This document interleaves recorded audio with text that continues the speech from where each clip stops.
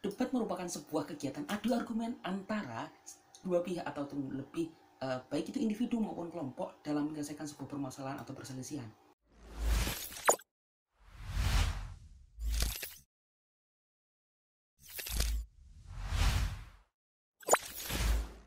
Assalamualaikum warahmatullahi wabarakatuh. Om Swastiastu, Namo Buddhaya, salam sejahtera untuk kita semua. Selamat datang pada video berdebat episode 1 pada channel Ahmad Abdullah Salawi. Nah, jadi part video mengenai berdebat ini dilatar belakangi oleh ketika saya mencari informasi nih mengenai lomba debat, bagaimana cara berdebat dalam lomba debat, dan tips lainnya tidak ditemukan di platform ini. Jadi tidak banyak informasi mengenai hal tersebut. Maka harapannya dengan adanya video ini bisa banyak memberikan informasi untuk teman-teman yang sedang mencari tahu mengenai apa sih lomba debat dan informasi mengenainya. Jadi sedikit cerita nih, ketika saya mengikuti perkuliahan, jadi kebetulan saya baru lulus kuliah. Ketika saya mengikuti perkuliahan sudah ikut lomba debat mungkin sekitar 15 atau 18 lah. Jadi sayang dong informasi atau pengalaman-pengalaman mengenai debat tersebut tidak dibagikan. Jadi harapannya video kali ini bisa teman-teman tonton, teman-teman save, teman-teman share, teman-teman subscribe, dan bisa bermanfaat untuk teman-teman yang sedang mencari informasi mengenai perlombaan atau lomba debat. Nah, pada video berdebat episode 1 kali ini yang akan kita bahas spesifik adalah mengenai alasan kita mengikuti lomba debat dan apa sih yang kita dapatkan ketika kita mengikuti perlombaan debat tersebut. Nah, saya membagi dua hal yang akan kita dapatkan ketika kita mengikuti perlombaan debat. Yang pertama adalah yang pasti kita dapatkan, yang kedua adalah bonus ketika kita serius dan juga beruntung.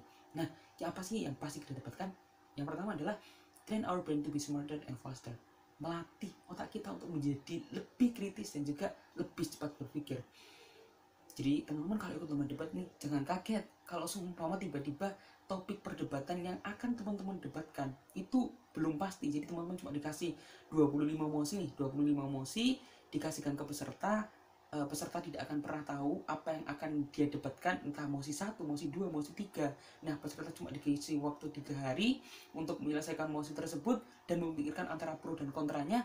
Tiba-tiba ketika hari H yang didapatkan cuma 1 mosi gitu. Nah, di sini kan kita dilatih untuk berpikir lebih kritis dan juga lebih cepat. Jadi teman-teman dalam waktu 3 hari atau 7 hari memikirkan pro dan kontra dari 25 mosi. Itu pasti melelahkan kalau pertama-tama mengikuti lomba debat. Nah, itu melatih kita gitu. Nah, yang kedua, apa sih yang kita dapatkan? Berusaha menahan emosi di posisi sulit. Kadang nih, kalau kita mengikuti lomba debat, ada hal-hal yang membuat kita marah. Yang pertama mungkin entah lawannya menghina, kadang-kadang juga ada lawannya menghina. Bapak Ibu dia yang terhormat, tim kontra tampaknya tidak bisa berpikir. Nah, kalau kita dihina, diberikan argumen seperti itu, kadang kalau orang-orang nggak bisa nahan emosi, dia marah gitu.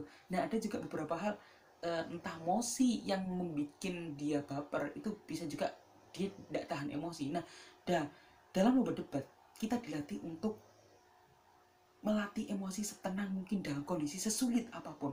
Pernah nih, jadi ketika saya lomba debat nih, waktu itu di salah satu kampus negeri di Jakarta, mosinya adalah revitalisasi Sungai Ciliwung. Nah, saya kebetulan dapat posisi tim pro yang menyampaikan argumen A, B, C, dan banyak sekali. Nah, tim kontranya salah satunya adalah ada anak yang pernah jadi korban revitalisasi Sungai Ciliwung. Nah, dia marah tuh waktu saya menyampaikan pendapat A, B, C, dan dia menyampaikan seperti ini. Saya tidak terima dengan apa yang Anda sampaikan. Saya dari kecil tumbuh dari bantaran Sungai Ciliwung, dan apa yang Anda sampaikan itu tidak sesuai dengan fakta. Dan dia benar-benar emosi ketika menyampaikannya. Tapi jadi teman-teman nih, jadi pelajaran untuk kita bersama ketika kita lomba debat, yang akan kita dapatkan yang poin kedua adalah kita akan dilatih untuk memposisikan emosi kita sesulit apapun keadaannya. Yang kedua yang kita dapatkan adalah berbicara tenang, to the point, dan tidak panik. Pernah nggak sih mikir teman-teman kalau pernah nggak lihat coklat dari lomba debat? Biasanya kalau lomba debat satu pembicara itu hanya diberi waktu untuk menyampaikan 3 menit. Nah, 3 menit itu waktu yang sedikit nih. Kalau teman-teman punya gagasan konsep yang banyak, maka 3 menit sangat sedikit. Tapi kalau teman-teman punya gagasan konsep yang sedikit, 3 menit juga sangat banyak gitu. Jadi karena di debat itu salah satu penilaiannya adalah waktu. Kalau poin teman-teman waktunya lebih, maka nilainya kurang. Kalau waktunya kurang, nilainya juga kurang. Maka teman-teman dipaksa untuk berbicara setenang mungkin, to the point, dan tidak panik. Sedisa sedikit apapun yang bahan yang teman punya, dan sebanyak apapun bahan yang teman punya, teman-teman harus to the point menyampaikan dengan tenang dan juga tidak panik. Nah, yang keempat apa tuh? Yang keempat adalah melatih kita untuk melihat sesuatu dari berbagai sudut pandang, pro atau kontra. Kadang mosi yang disampaikan itu sudah benar-benar jadi hal yang tidak kita setujui atau benar-benar menjadi hal yang kita setujui. Tapi ketika kita debat, kita di posisi yang berbeda gitu. Ada nih posisi-posisi seperti itu. Contoh adalah pencegahan remaja terjangkit HIV atau AIDS. Salah satu solusinya adalah mengadakan pekan kondom gratis, alat kontrasepsi gratis. Pasti banyak dari teman-teman jadi tim kontra dong. Tapi bagaimana kalau perdebatan waktu itu teman-teman jadi tim pro? Maka teman-teman dipaksa untuk memikirkan argumen dari sudut pandang yang tidak teman-teman setujui. Nah, itu poin keempat yang kita dapatkan.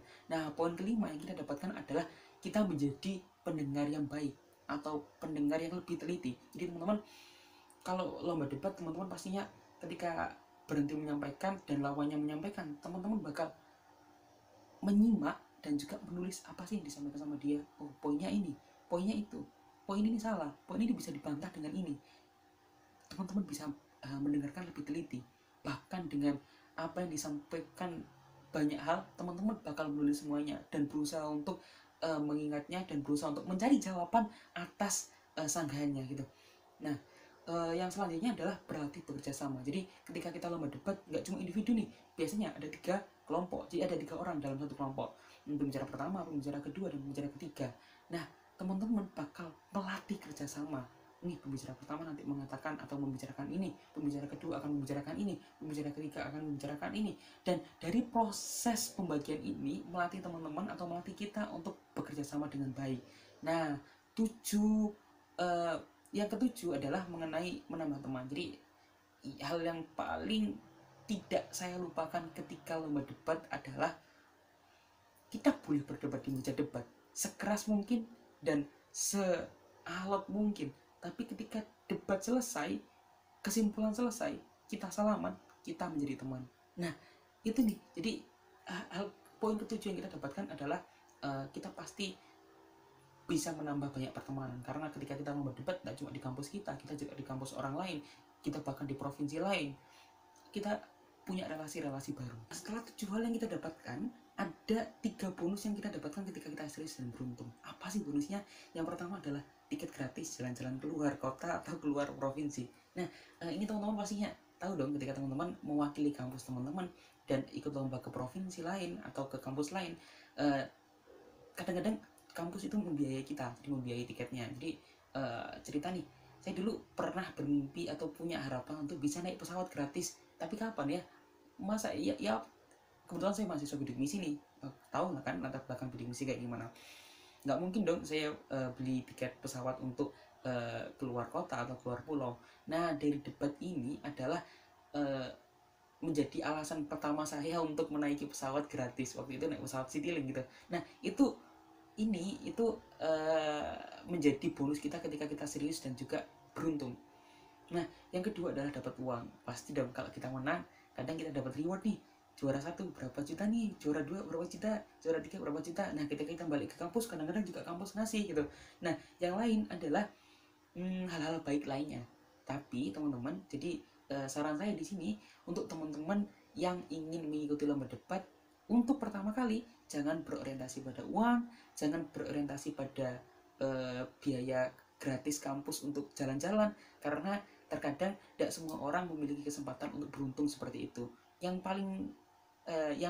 paling harus teman-teman pikirkan adalah 7 hal pertama tadi yang akan teman-teman dapatkan, mulai dari melatih diri kita untuk berpikir kritis, mulai dari menahan emosi di posisi sulit, berbicara tenang, to the point dan tidak panik, melatih diri kita untuk melihat dari sudut pandang yang banyak, terus melatih pendengaran kita agar lebih teliti, berlatih bekerja sama, dan juga menambah teman.